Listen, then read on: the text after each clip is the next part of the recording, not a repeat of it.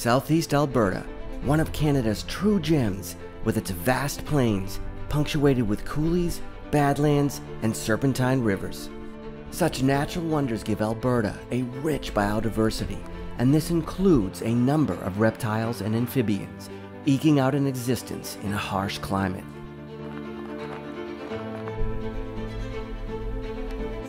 The most impressive of Alberta's herpetofauna is the prairie rattlesnake, and it was this iconic reptile that drew me north into Canada. Specifically, I wanted to visit during denning season, so I chose this past September during fall ingress. Now, looking at the prairie rattlesnake's range, you may be curious, why hone in on Alberta, the snake's northern distribution, when I could have chose anywhere in the western United States? Well, the answer is twofold. First, I wanted to meet Sheri Monk, an advocate for Alberta's rattlesnakes. More on her snake conservation efforts shortly. The second reason, which I hinted at in the introduction, is that I have always been fascinated with reptiles living at northerly latitudes, adapted to an environment which often has inhospitable conditions. And within this niche, I have a keen interest in communal snake denning behavior, such as with timber rattlesnakes in New England and New York, basically my stomping grounds.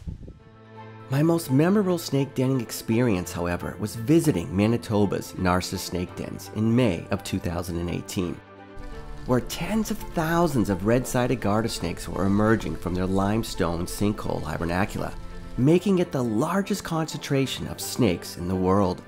If you are interested in visiting the dens, which I highly recommend, please feel free to check out my Narcissus snake den video, a link to which is in the description below. Segueing back to prairie rattlesnakes, this species, along with the northern Pacific rattlesnake ranges, extend beyond 50 degrees latitude, giving these snakes the distinction of being the most northerly venomous reptiles in North America. Now, for comparison, in eastern Canada, 50 degrees latitude plus is 250 miles north of Quebec City. Our staging area for our prairie rattlesnake vacation was Red Cliff, Alberta. Sheri Monk, who lives in Red Cliff, was gracious enough to let my wife and I stay in her home for the duration. As previously mentioned, Sheri is an advocate for Canada's prairie rattlesnakes. More specifically, Sheri is the founder of the local company, Snakes on a Plane, which provides snake consulting, protection plans, environmental monitoring, biological snake surveys, government licensed rattlesnake removal and relocation, as well as snake safety education and training throughout southern Alberta and Saskatchewan. Feel free to check out Snakes on a Plane's website, a link to which is in the description below.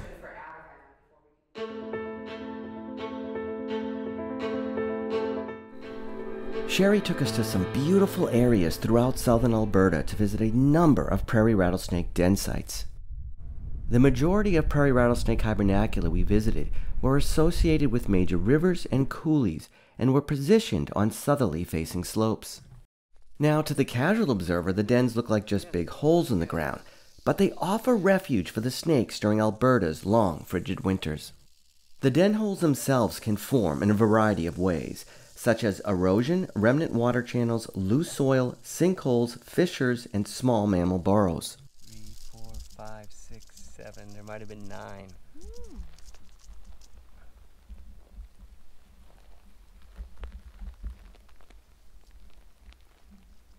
Oh, there's 10. Not right here, but now I'm seeing 1, 2, 3, 4, 5, 6, 7, 8, 9. So there might have been 11.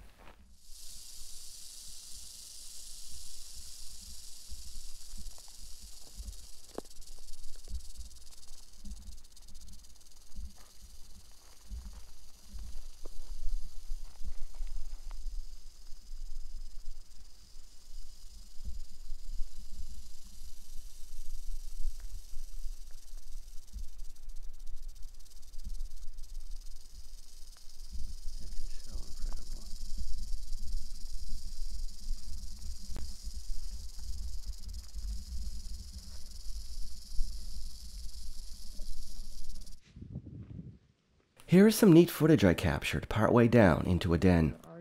It should be noted that many prairie rattlesnake hibernacula have more than one access hole down into a den structure.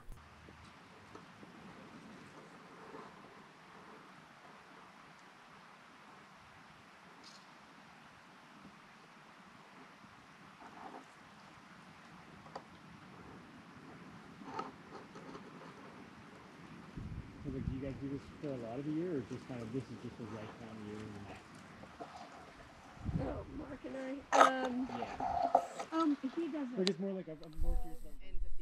One species of snake frequently found denning with prairie rattlesnakes is the impressive bull snake, which produces an intimidating hissing sound as a defensive tactic.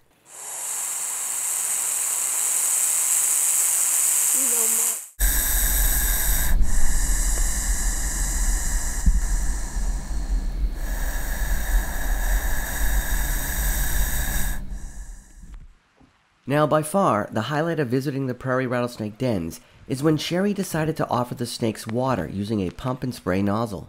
Alberta had an exceedingly dry spring and summer. Recall the fires that ravaged the northern part of the province. And Sheri assumed correctly that despite our presence, some of the rattlesnakes would eagerly respond and ultimately drink the precious water. You're definitely responding to the water. I know, but I need to pump some more to get more water.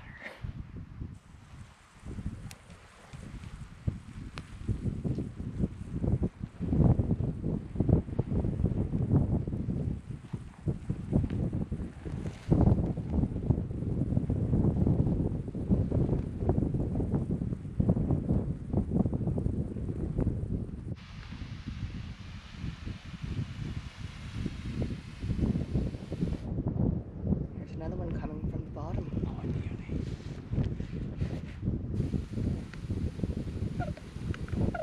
Emily, come up behind me. Go do a big arc. What? Come up behind me. They're all crawling out because of the water.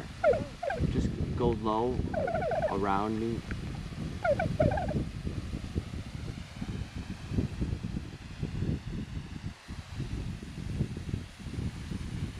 This is incredible. Look at this guy just coiling right now.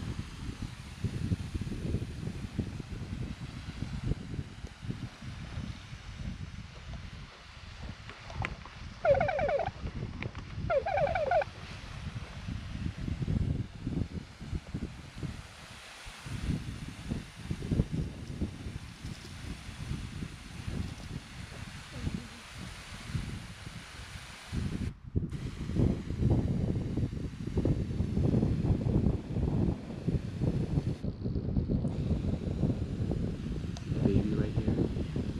Emerald.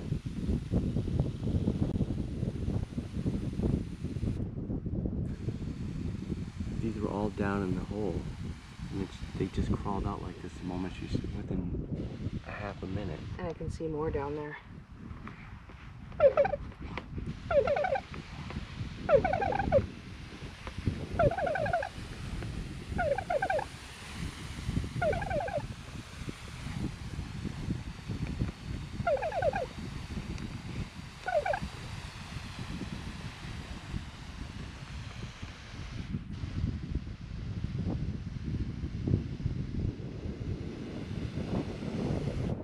I gotta start drinking this in.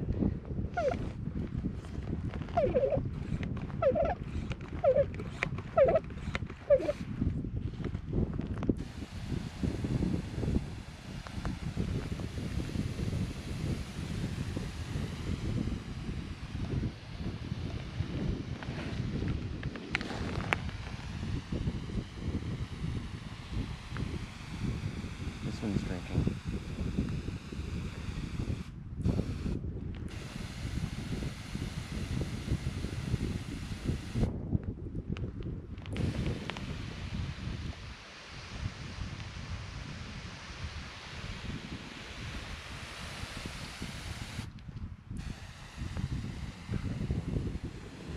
This was such a memorable natural encounter, and I hope I was able to capture it effectively on camera. Anyway, thanks for stopping by, and please consider subscribing.